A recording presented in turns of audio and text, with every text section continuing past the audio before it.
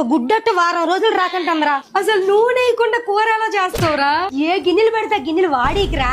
అప్పుడు అంత తినేవాడు కాదు. జిమ్ కి వెళ్ళడం మొదలెట్టినప్పటి నుంచి తిని స్టార్ట్ చేశాడు. నీసు గిన్నెలు వేరే పెట్టు. ల్యాప్టాప్ ముందు కూర్చోవడం వల్ల నీకు జుత్తు ఊడిపోవట్లే.